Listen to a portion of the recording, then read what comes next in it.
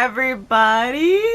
It's Allie, and welcome to our Y&R Chat for Sunday, March 13th, 2022. Is that the smell of orange blossom perfume in the air? Or is it the smell of Keemo's revenge? You tell me.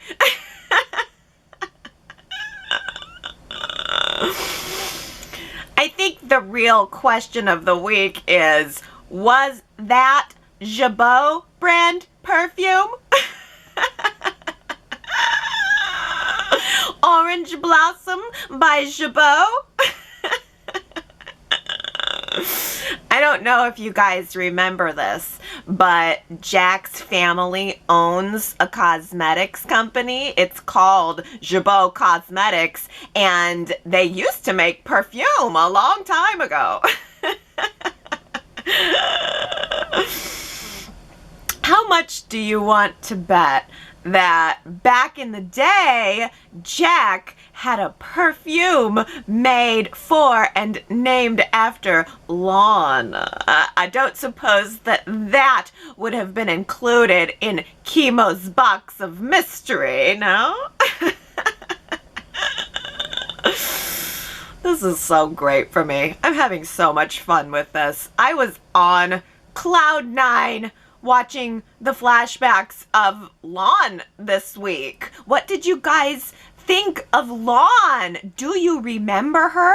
And for those of you who don't remember her at all, were you able to get any sense of the type of character that she was just from the few short scenes that we saw? I just think that she was so beautiful and so graceful, and I just never forgot her, even though Y&R never airs flashbacks from this era, and even though they just buried this whole storyline for decades. I mean, even through all of the COVID classics, did we ever once see Lon or Keemo?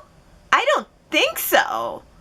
So I'm just thrilled to be getting a taste of it now. I can't even tell you how satisfied I feel if all of this leads me to nothing more than getting to see Lon standing there in her gorgeous red wedding dress and getting to see Jack put that necklace on around her neck from Christmas of 1995.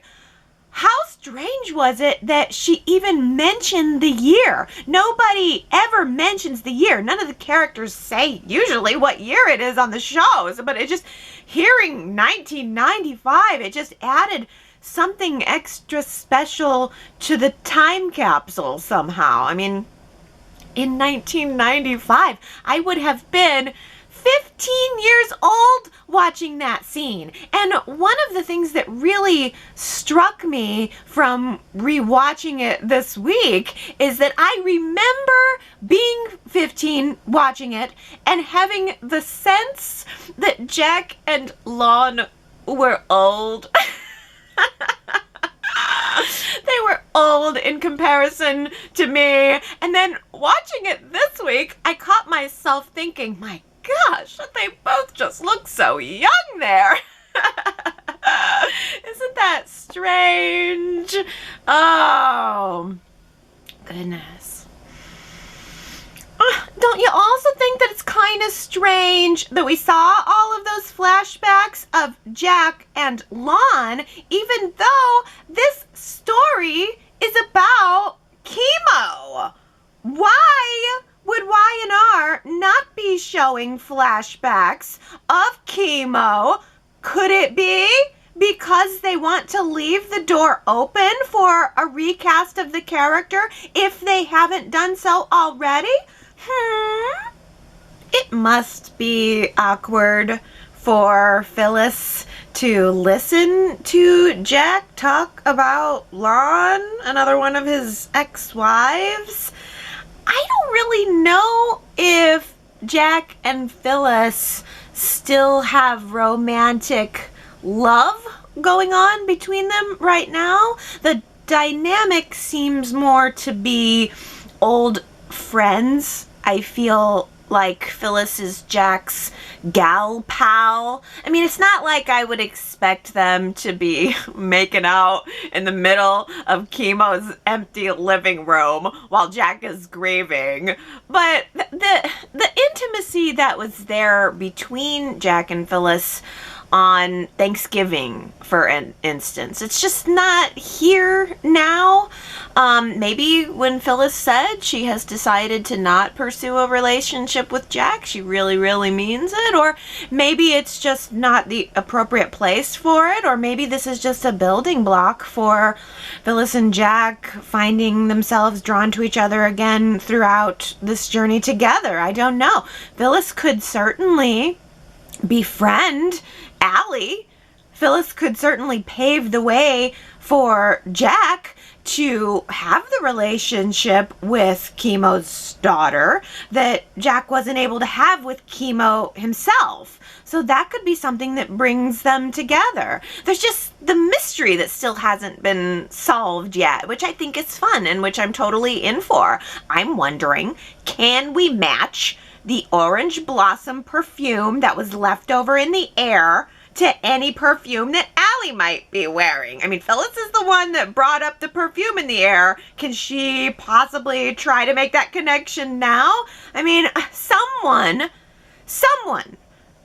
came back to the house, popped a photo of Allie right into the box of Keemo's stuff.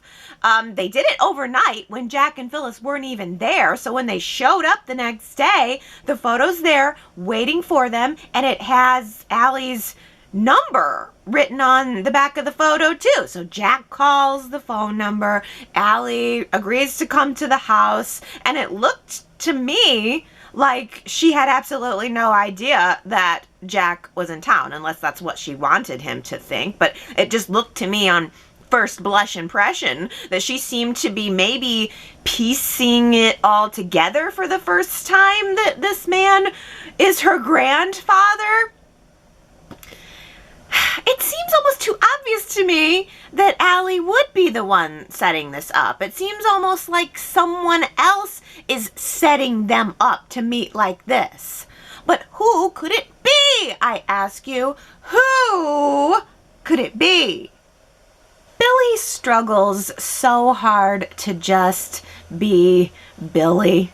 It's like it takes him all his effort to just be Billy. And now that I think of him in terms of having a mood disorder, it all makes more sense. But I still really enjoyed seeing Billy talking to Traci this week about his creative block.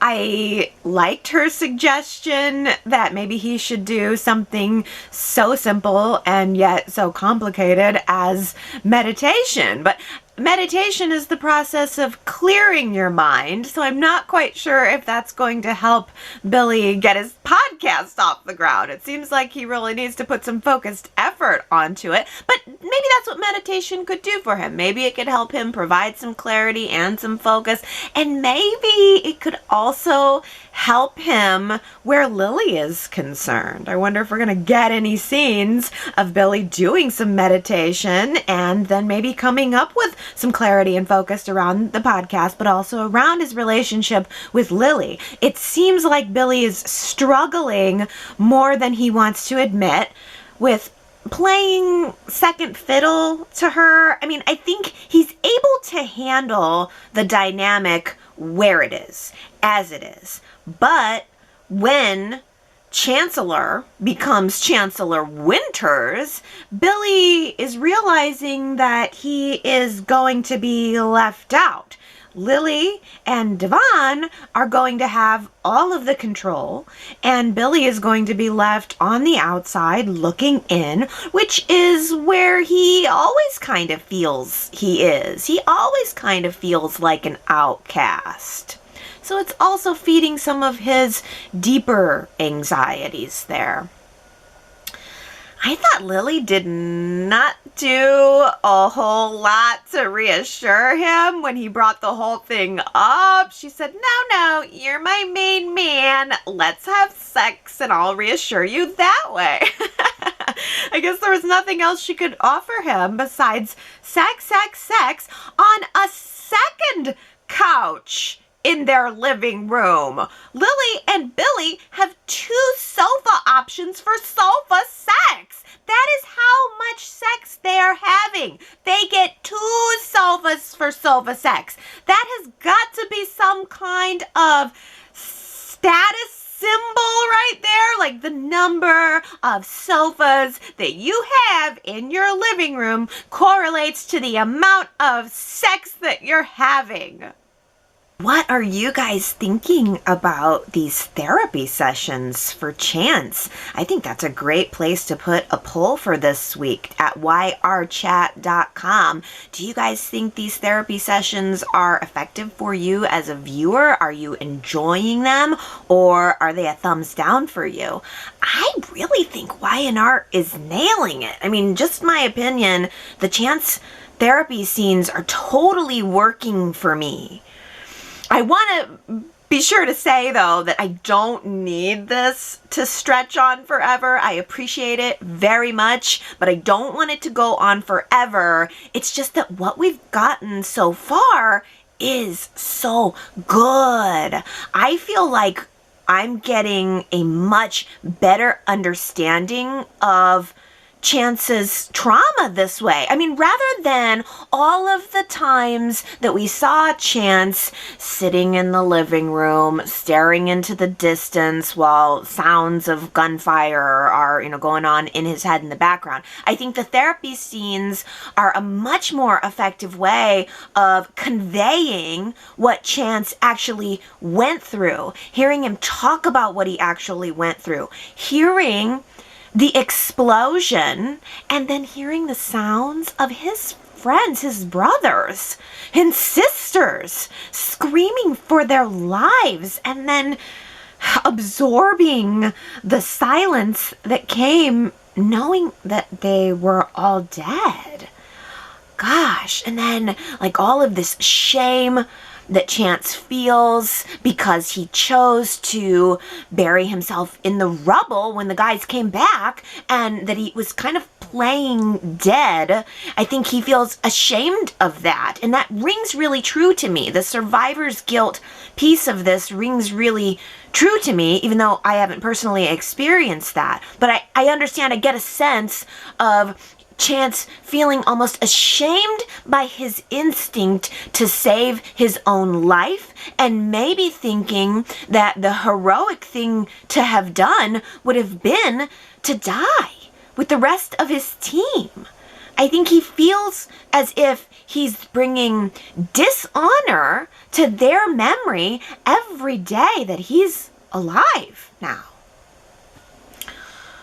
But I appreciated the fact that the counselor tried to tell him that he did nothing wrong, but then Chance said to him simply, I'm not there yet. You can go ahead and tell me that, but I'm not there yet. I'm not in a place to jump off from there yet. And the counselor accepted that answer very quickly. He did not push Chance.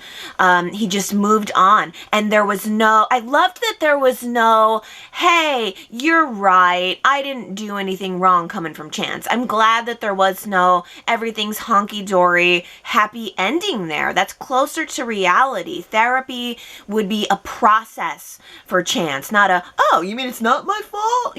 So I really appreciated that. And then Chance went home to Abby, and he was understandably edgy. I mean, progress is going to happen probably in little steps forward, and then little steps back, and then little steps forward, and little steps back. Maybe he should have just gone upstairs, though, when he got home, instead of hanging out in the living room if he needed to be alone, because he did snap at Abby when she suggested that some snuggle time with Dom might make him feel better. But see, I think that this is the scene, this is the vibe, this is everything I needed to see when Chance first came back. It's all starting to click for me now. Like, we needed to see Chance's edginess and understand more about it before the custody decision was made. It almost all feels like a correction now, but that's okay. I mean, I don't know where it's gonna lead, because this week Amanda was trying to talk to Devon and find out, maybe for the audience, where his head is at. And she said, hey, you're kind of being critical of Chance, and it almost seems like you're looking for reasons for him to not be okay. You know, do you have an agenda? Do you want full custody here? And I don't know what she meant by asking that. Like, if you do, maybe we need to get you help, or if you do, maybe I will help you get the full custody. I don't know where exactly Amanda's mind was coming from, or what her response would have been had Devon not said, no, Abby and Chance are Dom's parents. I'm just worried about Chance's state of mind. And if that is it, if Devon is just worried and he is willing to also try to help Chance, then I think that's a perfectly reasonable concern. I think if Devon plays this the right way, he can get me back. I can be back in this story. I can be right back into liking Devon again, because I'm mostly there. It's probably mostly because I like Brighton James, I have to admit. He is seeming a little bit more like the relaxed, sexy version that I kind of missed seeing. But I think also, the story is just being bolstered for me at the moment because of Chance and his scenes. I actually feel connected to Chance now, where I didn't before. I feel like before it was all plot and no character, and now we're actually getting some character. And we're also getting some sexy scenes for Abby and Chance. That can't hurt either. I thought that Abby and Chance's fireside romance scenes had some really great mood lighting. Like, Abby looked so tan and so voluptuous in her hot pink bra, and I thought that Chance looked like a bronze Greek god or something. And also, he looks like Patrick Dempsey. Kamna, I think it was last week, mentioned that Chance looks like McDreamy from Grey's Anatomy, and now I can't unsee it. It's all I can see. Chance looks almost exactly like Patrick Dempsey. Oh. But yeah, finally, Abby and Chance seem to be bonding. I'm for it. He's talking to her a little bit, but then he's also pulling back away from her a little bit. You know, he's talking and pulling back, and I think that's to be expected. Again, progress is not just like, haha, I'm done. I mean, 2 counseling sessions are not going to give him an Ashland Locke style miracle cure. Chance can't just go get some Peruvian treatment and just be miraculously better. Miraculously better. But it is a good start, and I feel like we're getting somewhere. I say bring on more of this dialogue for Chance. Bring on more romance for Chance and Abby, and I want to get to the heart of Chance's issues, but I also really want to get back to having a proud, independent, flourishing Abby who's happy with her husband and rocking with her business, and maybe, just maybe, stirring up some drama outside of the Chance match for a change. I think it was so cute the way that Faith was just hanging out at Mariah and Tessa's apartment, just kicking it on the couch, browsing on her phone for wedding dresses. You can't go wrong with black and sparkly. Amen. That's very good advice. I think we're also actually getting some use out of that cool apartment set, which makes me happy. I would totally hang out in that set, so I'm glad that we're there. But we also got some really good dialogue between Mariah and Tessa and Faith in those scenes. Faith was asking for some love advice from the girls, and they were in turn very honest with Faith, and I appreciated that. Mariah and Tessa have been through a lot together, and it hasn't always been good.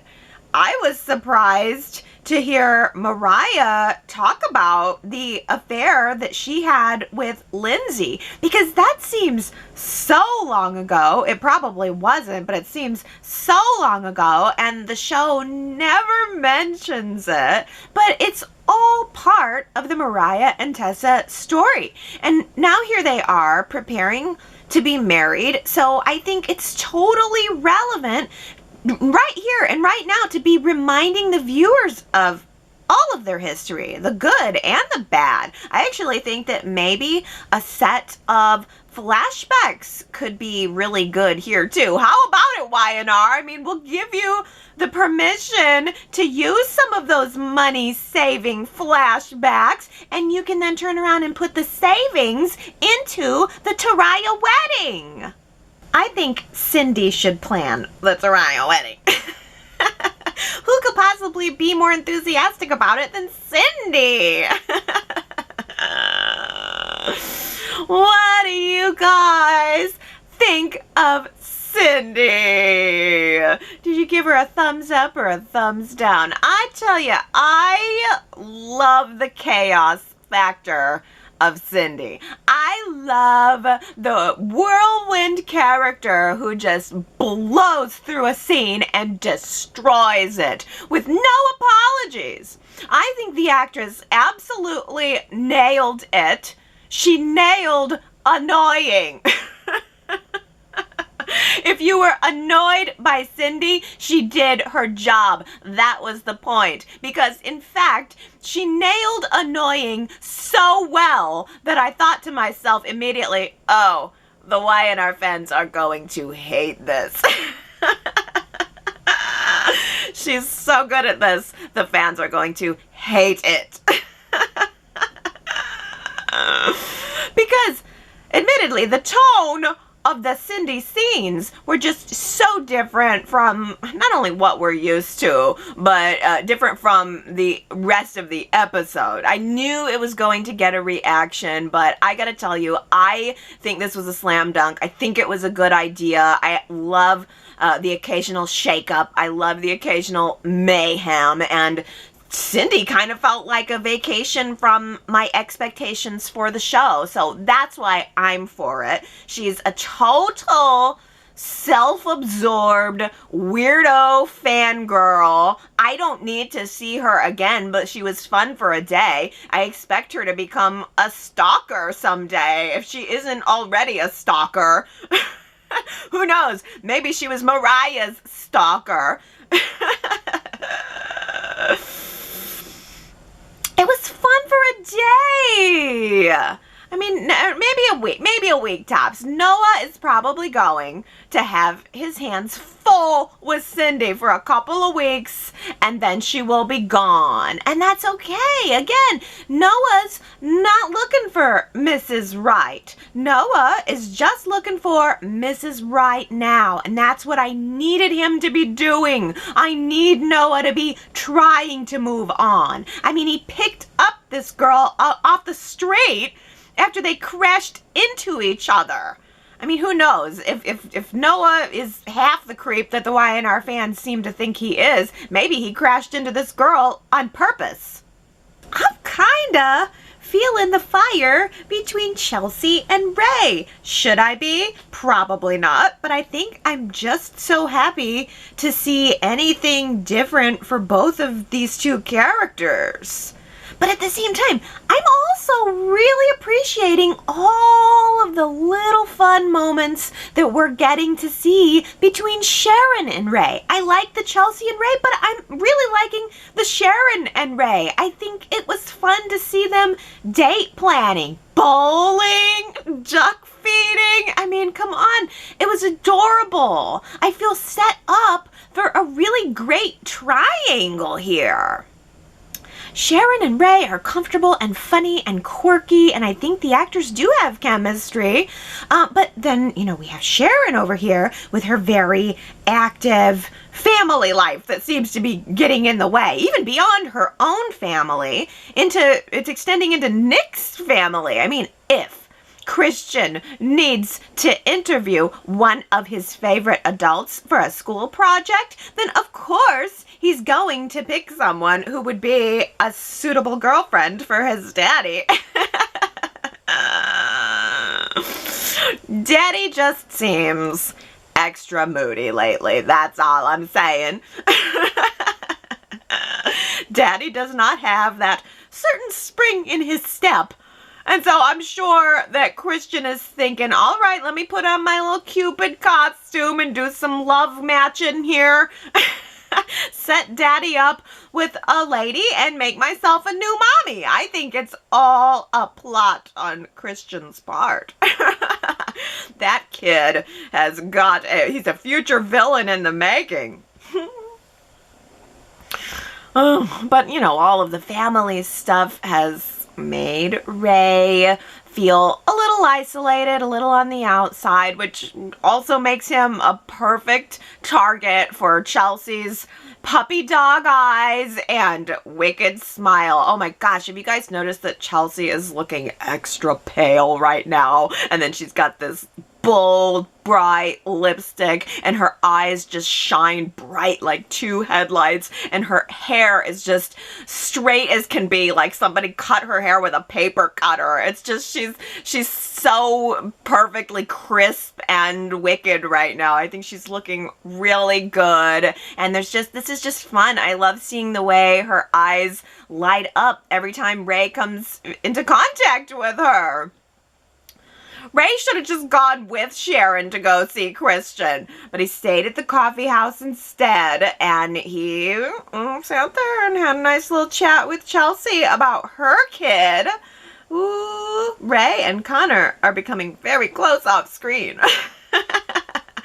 Rey is becoming like a second dad to Connor, which, by the way, could really tick off Adam in the future and make for some really good drama. Ashland Locke, that sneaky little devil, calls Victor's bluff this week and tells Victoria his side of the story before Victor can get to her. Ashland's side of the story, of course, is your father has this wild idea that I faked my cancer, and I don't know why he turned on me all of a sudden. I'm a good boy. Oh, seems like Victoria bought it. Hook, line, sinker. She flipped out on Victor and Nikki. I expected her to flip out on Victor and fly into a rage against him, but seeing Victoria so upset with Nikki really got to me. Victoria accused Nikki of siding against her, siding with Victor and against her, and Nikki had this very dramatic moment of defending herself by saying, I have your best interests at heart as your mother and as your CEO. And then she was so upset she just flew up and then stomped out of the coffee house and left Victoria on their little coffee break. Melody Thomas Scott is better than ever. Clearly it's a skill that she has crafted her whole life, and she is better than ever. Oh, well, I thought that Nikki showing some doubts about Ashland might have been enough to make Victoria dig a little deeper, ask some questions, heed these warnings that are coming from all around. She did try to call Michael, presumably to find out if there was any validity to any of the claims, but when she couldn't get a hold of Michael, she instead seemingly doubled down on Ashland and finalized the documents that make him co-CEO of Newman Lock. Wow, what a dramatic moment. I really thought that Y&R did a great job with that. Victoria hands Ashland the pen. He takes it, he sits down, he signs the screen nice and slow, and then he looks up at her like he's going to cry.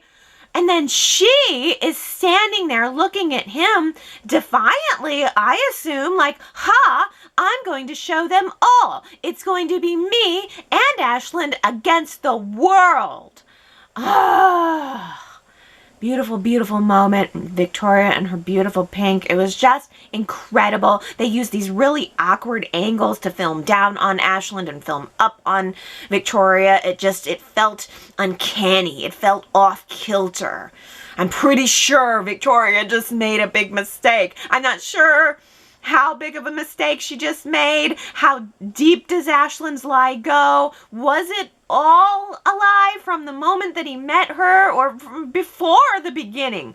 Is it all a lie now? Is it a mixture of lie and love? And even when or if Victoria does see some evidence against him, will she believe any of it? Can we believe anything that he says at this point? Because Ashland seems so sincere when he's insisting that he loves her. And again, I'll say it, a co-CEO position is not unreasonable given that he's half owner of the company. But the seed of doubt has been planted and it just won't go away.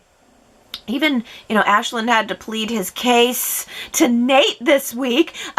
Nick and Victor talked to Nate about their theory that Ashland was faking his illness. They showed him the doctor's video confessions, which, by the way, means that they do already have those videos, so I don't know why they wouldn't show those to Victoria, or did they show, was it implied that she saw them and I just missed it? I mean, of course, even if Victoria saw them, Ashland can just say that they're fake, and he did a great job of explaining that to Nate. This is what it looks like when you're operating on this high of a level. There's always going to be people coming out of the woodwork to take you down, but I assure you, this is not the norm. I'm going to get this all resolved, which all sounds like, oh, sure, I'm sure he is. But don't you think then that it's going to start looking suspicious when all of these same doctors who spoke out against Ashland suddenly turn up dead?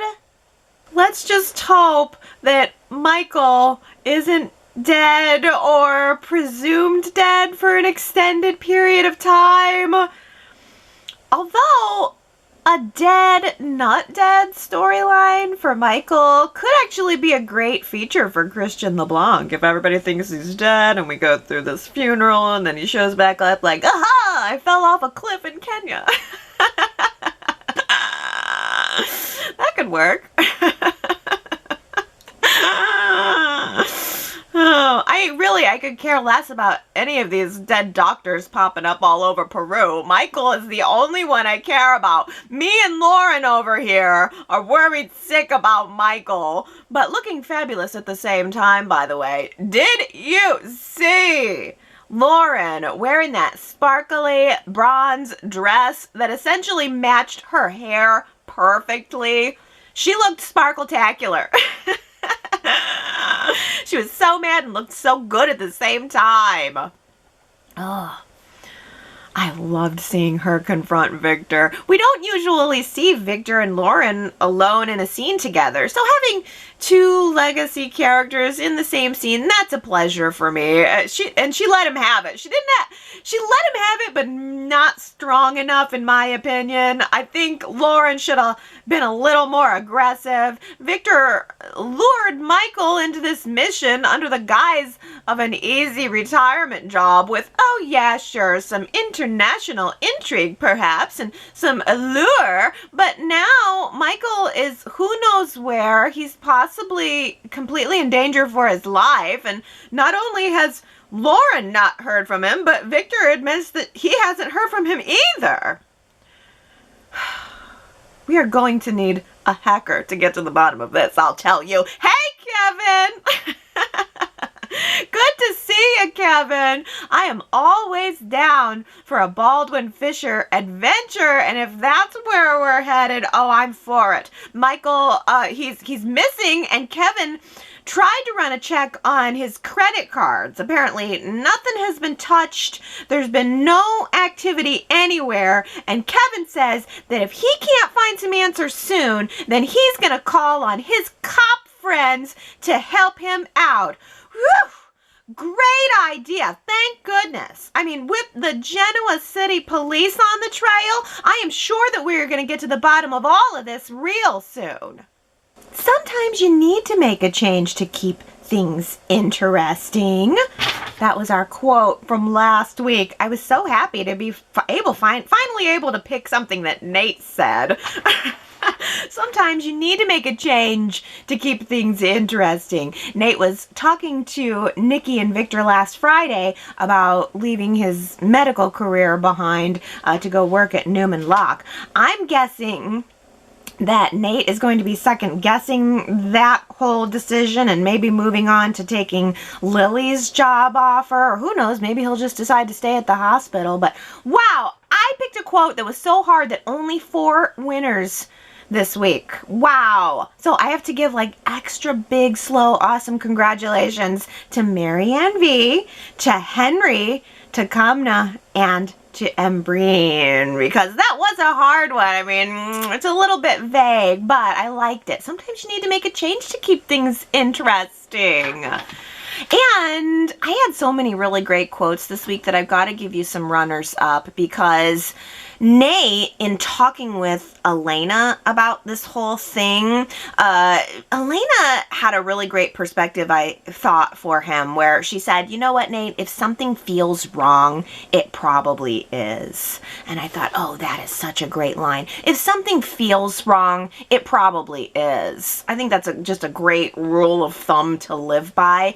And it was really nice to see Elena always looking radiant. So that was good. I think we're going to see more of her next week. But that's not the quote. I gave you the answer. I have another one that I really liked was Kevin talking about dead ends and brick walls. I thought that was a good little series of words coming from him. Dead ends and brick walls. There was just a lot to choose from this week. But here's what I have finally settled on for the week's quote. You tell me if you think you know who said it. Here it is. I'm glad someone was entertained by the calamity. Someone was entertained by the calamity. If you think you know who said that, you should go to yrchat.com, leave your guess, and if you get it right, then I will give you your super shout out during next week's Y&R Chat. And now it's time for your comments, starting with Ellen, who says, it's a shame that they have turned Lauren against Sally. Lauren shouldn't be so thin-skinned and easily irritated. I wish they had developed a relationship between them, with Lauren appreciating Sally's creativity and grit.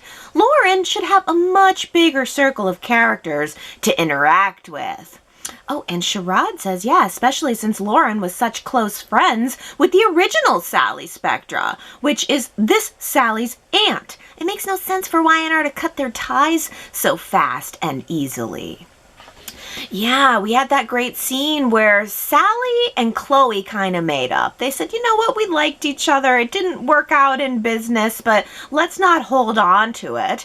And then Lauren was also in that scene, definitely given some faces. She did not want to be in Sally's presence. And it's a good question as to, hey, Lauren, why can't you let it go? If you're willing to rehire Chelsea after she blatantly stole from your company, and yet I don't even remember what Sally did that ticked Lauren off. Maybe it had to do with Summer. Whatever it was, it pales in comparison to all of the stunts of all of the people in this town. But this is such a great point that, you know, it would have been better perhaps to bolster that connection that Lauren had to Sally Spectra Sr. and kind of fold that into Sally's character and let Lauren be someone that Sally could come to for advice advice and say, whatever her problem is. And then Lauren says, your great aunt would have said, or, whatever, just kind of to remind us of that piece of history. I think if Y&R was going to have Chloe and Sally make up, I think they should have Lauren and Sally make up too. And you're also making a great point here, Ellen, that Lauren needs more people to interact with. Of course, she has her family, but it doesn't hurt to let her have more people to talk to. T. Nicole says, Lauren should be so infuriated with Victor right now. He gives her no answers and basically tells her to calm down. Victor, this is Michael's wife. She deserves to know everything that's going on with her husband. Victor can't admit when he's in the wrong or screwed up, even when it comes to Michael's safety. Why can't Kevin, Lauren, and Victor be on the same page and team up to get answers on Michael's whereabouts? Let Lauren know that you have your personal detectives searching for Michael. That is a great point, T. Nicole. Why can't they all work together? I also really like your point that Victor cannot admit that he is wrong. That's what it really boils down to. Victor cannot admit that he was wrong, even when he darn well knows he was wrong. Ellen says, if Michael had really been taken care of along with the Peruvian doctors, Victor won't have the proof he needs to take down Ashland. The doctors' videotaped accusations are not going to be enough. So even if Victor is evil enough to not care at all about his friend Michael, he needs him. Or I suppose he could send another lackey to Peru or wherever to do his bidding. Christian LeBlanc is doing Cat on a Hot Tin Roof off Broadway. Not sure if that's ongoing, and if so, will that affect the storyline? Maybe Michael will be mysteriously missing for a while. Yeah, Ellen, I think that too. That's what I was wondering. If maybe we got this really great retirement, thing for Michael, and he got a lot of focus, and we sent him off on this mission, and maybe it is going to be that he's missing for a while, and maybe it could even lead to a presumed dead kind of thing. But I assume he'll be back sooner or later. The question is how long. But you're also making the point that Victor needs to expedite it, because whatever evidence there is against Ashland, only Michael's going to have it. Daisy says Ashland's thugs intimated that Michael and the doctor are dead, but he and the doctors might be secretly with a guide who is helping them escape with the evidence that Ashland has been lying about his health all along. And this guide, a doctor in hiding, is Ben, who is willing to risk his freedom and help Michael for the greater good, secretly hoping his help will show Abby that he has changed and he still loves her. Daisy, that would be such a great twist. Ben's a doctor. That'd be so good. If he came in to provide the evidence against Ashland that everyone needed, he redeems himself, and then suddenly he's this crazy factor in Abby's life. Ooh, I love that theory. Victoria says, Nate, Ashland has given you a huge reason not to believe him. You are his closest friend. Really? Could it have anything to do with your medical expertise and how great a cover it was for him?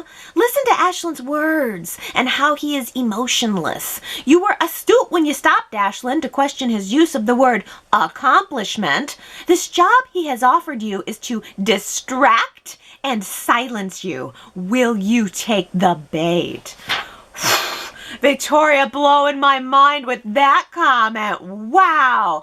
Having Nate as a bestie was just Ashland using Nate's medical expertise as a cover, and now the job offer is to distract and silence him. Will you take the bait, Nate? Will you take the bait? Ooh, ooh, ooh.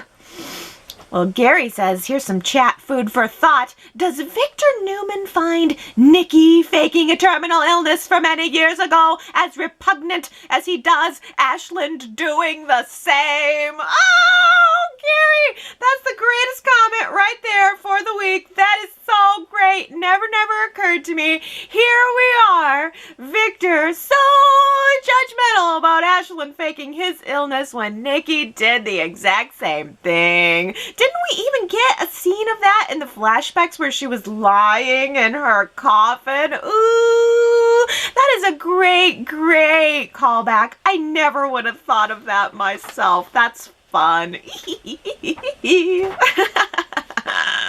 That makes me happy. Oh, Sherrod says, I don't understand what the problem is. So Ashland lied about being sick. The man has even lied about who he is. He let his best friend die, stole his name, and took a job that was meant for him.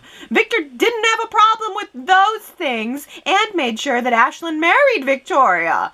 Now he's upset. Why would he not think this was scheming to steal Newman Enterprises when he found out about all the other previous misdeeds?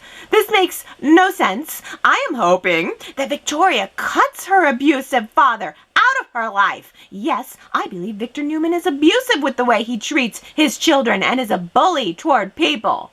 Good for Ashland for standing up to and challenging Victor. Most people back down to him.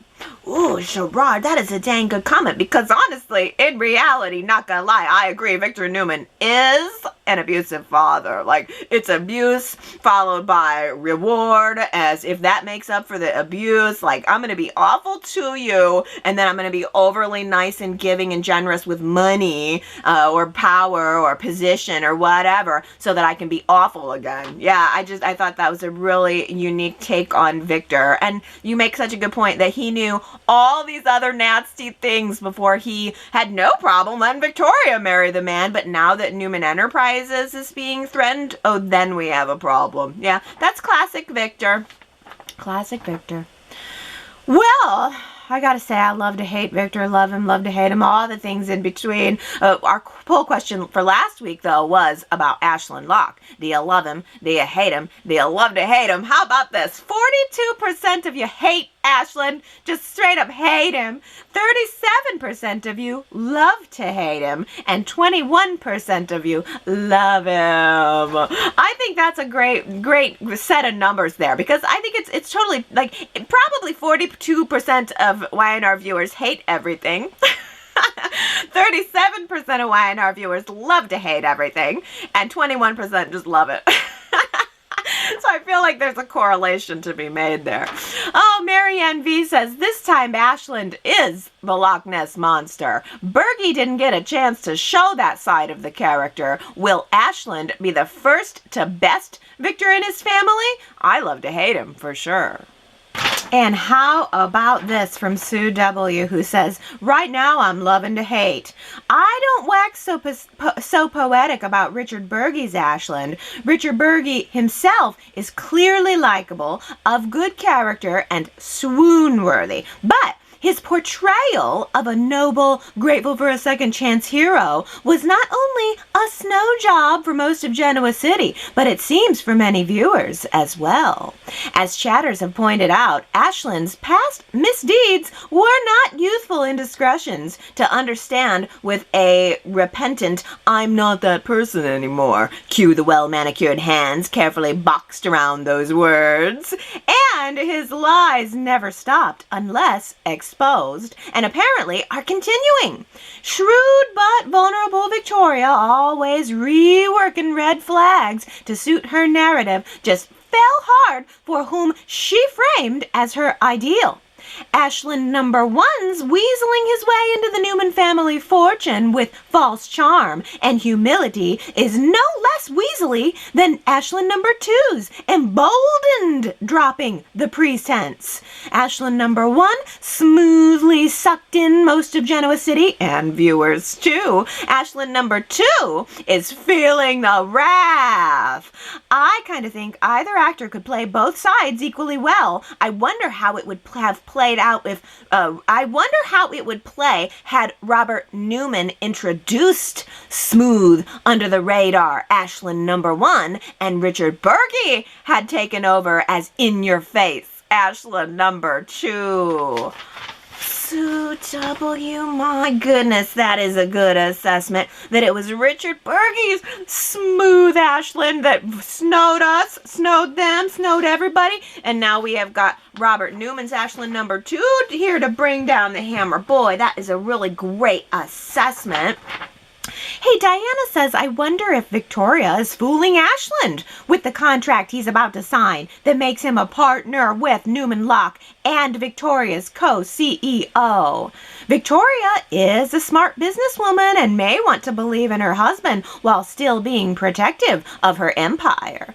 She didn't work this long and hard to have a man come along and fool it out of her, even if that man is her husband.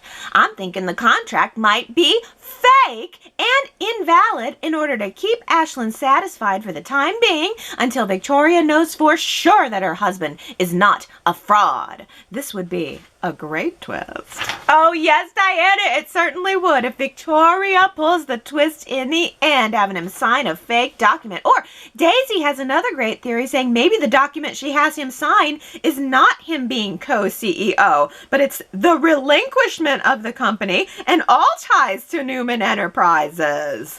Ooh. I mean, I think it's really possible that she could have pulled a bait and switch. She would have had contact with all of the, the same legal team. She could have had a little clause put into any of this. So that's a good way to give Victoria a little oomph at the end of this. Because again, as we talked about last week, it's all poor Victoria, poor victim Victoria. She's being snowed here. What's she going to do? Oh, it would be nice to see her pull a fast one in the end. Well, Victoria says, Chance telling Abby that if he opens up during therapy, he's afraid the dam will break and all his emotions will come out. This helps me to understand how scared and reluctant he is. He's been on many risky missions and probably has a lot of baggage to unpack. Yeah, that's true, because it's not just the Spain mission. It's, everything that he went through, before all of that. Yeah, there's a lot there that I think is really working for those therapy sessions. But Y&R Viewer 123 says, I'm loving Y&R right now. It's less Abby and Chance and more Newman drama. And in addition to that, the Abbott-focused episodes. Oh, I'll give you that. I really do love the Newman focus, the Abbott focus. Those are the sweet spots for me. We are back to these core families. But I think, don't you think it was kind of nice to see some happiness for Abby and Chance? At least being together, they had some happy moments. They're having some bonding moments, and it wasn't all about Dom. At least Abby and Chance were talking about their relationship and their lives, and it had something else to do than with Dom. Well, and other things that we like, Diana says, I like the music that Y&R used for the therapy sessions, and also last week when Victoria was locked out of the office. The right choice of music adds to the drama and makes the scenes that much more enjoyable. I can't say I noticed those specific scenes, but I know that I have had moments recently of going, oh, that was so perfectly scored. I could see how the music came up and then it swelled right where it needed to swell, or the music dropped down right where it needed to drop. I can definitely tell that music is there and it's right. Well, how about other things we like? Fashion. Herman says, I find myself appreciating just how gorgeous the colors and outfits that Victoria, Sally, and Lauren are wearing in Monday's episode. My new best friend Sally can rock that dress for the rest of the week.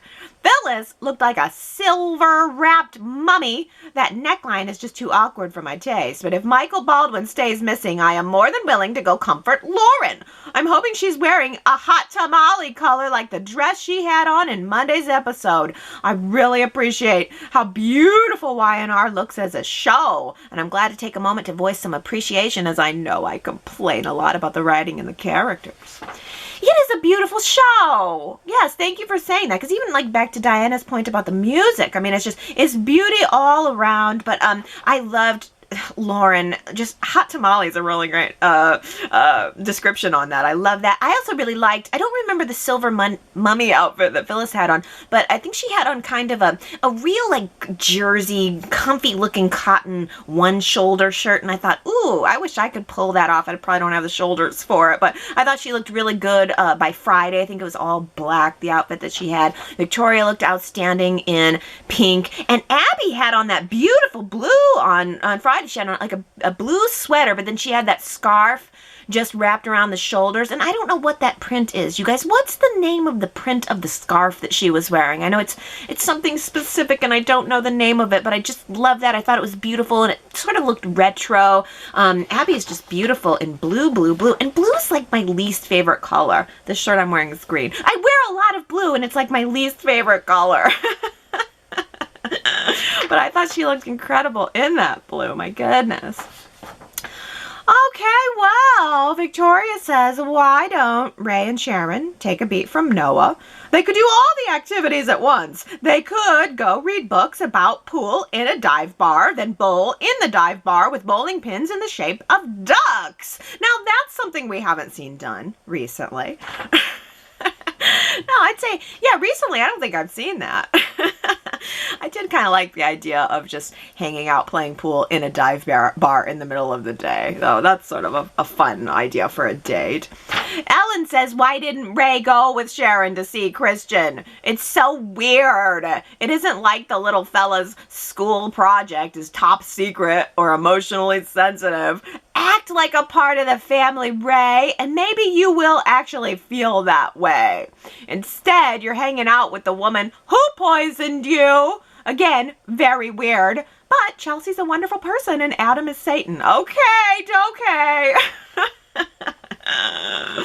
You know, this is true. Rey doesn't try to insert himself into the family very hard. I mean, he's there, but you're right. He could have gone to see Christian. There's no reason he couldn't. And yeah, I know. I think I'm just going to have to forget about the poisoning between Chelsea and Rey because I just feel so grateful to have something other than Kooky Town going on for Chelsea. And I'm so grateful to have, I don't know, Rey getting some attention and some screen time. So I'm just going with it. Oh, let's talk about Cindy. Let's talk about Cindy. Well, here, we'll get, this is interesting. Sherrod says, what I found to be very interesting is that Noah apparently told Cindy all about his family for someone he just met. She knew that Sharon served Thanksgiving dinner to the homeless and that they were already a place that served coffee, and they were already at a place that served coffee. Did Noah really need to bring Cindy to Crimson Lights, where he knew Tessa and Mariah lived above? Oh, that's a good... I didn't even think about that. I mean, could Noah really have pulled a little bit of a con there? Maybe bringing Cindy in to make it look like he's moving on, or maybe just to flaunt her a little bit? I don't know. Ellen says, at least he is out talking to other people. I guess that's slightly better than peering through the windows alone, looking longingly at Tessa. Just a smidge. Victoria says, Noah can't catch a break. As soon as Tessa came into the coffee house, Cindy had eyes for no one else. Mariah came in and Cindy gushed over the pair. Cindy may have been Noah's attempt to distract himself, but instead it brought home how much Tessa is special. Oh, Victoria, you're on fire this week with your comments. That is so right on. It was meant to be a distraction from Tessa, or at least presumably on the surface. And here all it did was highlight how special she is. Ooh, and yet again, it's like poor Noah's trying to move on here, and all he can find out is like all the girls he's dating is just interested in Tessa and Mariah. Oh goodness. Oh, goodness. Well, Leslie says, I love Traci and Billy's relationship. She relaxes him. Yeah, I liked that scene, too. It's more Abbott time. I like that. Because a lot of times, Billy doesn't seem like he's folded into the Abbott drama as much. He's not at the mansion as much. I mean, that's Jack's house, and sometimes you don't really get as much of a sense that Billy is even in Abbott. I mean, he is, of course, in every way, undoubtedly, but it's almost like he doesn't feel like it, and the show almost does kind of treat it like it's Jack and Traci and Ashley that are the only siblings. So it was good to see Billy in there talking with Traci. I love seeing Traci talking with anybody. I mean, Traci could be talking to the Abbott doorway statue, and I would still be happy to see that conversation. Victoria says Phyllis's behavior is puzzling. She seems to understandably want Jack to take the lead. However, she often looks bored. Worse, she looks judgmental. It would be nice to feel some closeness between these two characters. I thought this storyline would bring them together. It's not working for me. Phyllis, at times, looks like she can't wait to get away from Jack. And Sue W. says that's so true about Phyllis. As Allie noted in the chat, Phyllis was already acting that way before she and Jack even left for LA. Ever since Phyllis has been contemplating if she belongs with Jack, she's never even once seemed to have any romantic or sexual attraction toward him. Care and love, yes, but otherwise detached. Not sure what we're seeing from Phyllis is gonna bode well for a full-on FAC reunion. I gotta think that if she was in this mystery with Nick, she'd be much more engaged. Yeah, I would say Phyllis and Nick would have found a way to get engaged. To be engaged throughout this process, yes. But yeah, there is just something that has been really off about Phyllis during this whole do I love Jack phase. It's just, at first she was being very, just like almost too girlish and too immature. And now I agree with Victoria and Sue W. that it's just something off in her behavior. I think detached is a really good way of putting it. It's like she's there, but she's not there. And maybe she is struggling to find what the right tone is, but I agree it's not working. I don't get romance at all, and maybe we're just not supposed to. Maybe that's it. But I don't really get friendship and intimacy. They had a moment where they were holding hands, and that was supposed to be a moment, and Jack took several beats to tell Phyllis last week that he really appreciates her being there. If anybody was going to be there for him, he wanted it to be her. And I feel like it's really kind of on the Phyllis end of it, that it just all feels so weird, so awkward, so unsure. And maybe that's just us trying to understand where her head is coming from. I don't know, but it doesn't gel. Something about it just is not gelling for me. Well, Kamna says Allie seemed genuinely surprised and, like the name Jack Abbott, didn't ring a bell. I'm wondering if she has a kid or maybe a younger sister who is sending all of the texts. The original photo from Vietnam has 2 women and a kid, right? Yeah, I guess I assumed that the other woman would be Mai. I mean, if it was in Vietnam, right? So maybe Keemo had a wife and no. Did you say it was 3 women, 2 women and a kid? Yeah, so maybe you're right. Maybe it's the mother and Mai and the child, or who knows? I don't know. Gosh. Daisy says, I don't recall hearing anything about Keemo's sister, Mai, but Mai might be behind all of the secrecy. Maybe Keemo did not want his daughter to know about his father and swore his sisters to secrecy. Even though Keemo forgave Jack, he didn't want a relationship with him, nor did he want his daughter to have one. But after Keemo died, Mai thought her niece should know her grandfather. And to preserve her promise in her mind to her brother, she set the stage for Jack and his granddaughter to meet without actually breaking her word and telling her niece about Jack. Yeah, I wonder if there's any chance that Mai could be involved in any of this. 2 women, that's a good point, Kamna. But T. Nicole says, I'm with you, Allie. I believe Keemo is alive.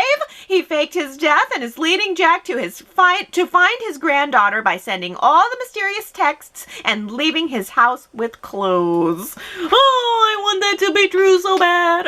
I can't give up hope about Keemo.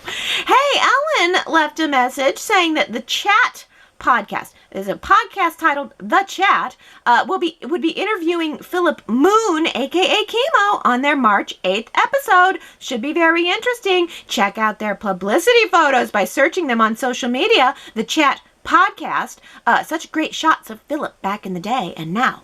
Oh yeah. Okay, so I don't know. Have you guys if you haven't yet, go look him up because he's great looking. I think it's worth going to just see those shots of him. And then also, Ambreen left a comment saying that podcast got canceled because of a personal issue, but they said it would be rescheduled and doesn't know a date yet. So, so there was a podcast scheduled to be interviewing Philip Moon, who played Keemo back in the day, but then suddenly some kind of personal issues came up and it had to be canceled. Oh no, I don't think so. I don't buy it. I'm now even further entrenched in the conspiracy theory that it's Keemo. Keemo's the one behind it all. And if Y&R didn't know what they were doing before, they know now. And they had to reach out to Philip Moon and tell him, no, don't do any special guest appearances. We've got a plan for you. Come on, you guys. We got to keep the conspiracy alive. Even if Keemo is dead, we gotta keep the conspiracy alive. Can't you just do that for me? Oh my goodness. That takes me to the end. That's the end for this week. But it's also just the beginning. It's your chance to leave your comments at yrchat.com. You guys give me the highest caliber of comments that I could possibly ask for, and I really thank you for that. There is a sea of junk out there, especially in a lot of these Y&R sites, but you guys bring quality. You guys bring thoughtfulness, and I really appreciate that you guys just really put thought into what you're saying and leave in there, and that makes it just a total pleasure to read them all, so thank you. I have to remind everybody, I can't believe that I'm actually someone who is remembering this or knowing this, but guys, we only got 3 episodes next week. So Thursday and Friday are going to be sports. Fair warning, it's sports week on CBS. I used to be more annoyed, but now, ever since COVID and the March Madness got canceled, I started feeling bad for the basketball fans when they didn't get their basketball, and now I'm like, okay, fine, you can have 2 days out of my year, fine. But that's it, no more. Oh, so don't be surprised when you don't have your Thursday and Friday episodes. I kind of doubt there's going to be classics or anything like that too. But hey, you can always go back and watch old episodes on YouTube, or shoot, go back and watch old Y&R Chats, old Y&R Chat podcasts. There's a lot of stuff you could do with your spare time that's Y&R related. I'm probably just going to take a little bit of a break. So that'll be kind of nice for me, but I mean, you know, I can make an hour-long chat out of 3 episodes, no doubt about that. So you'll certainly be seeing me next Sunday. I love you guys, and I will see you then. Bye.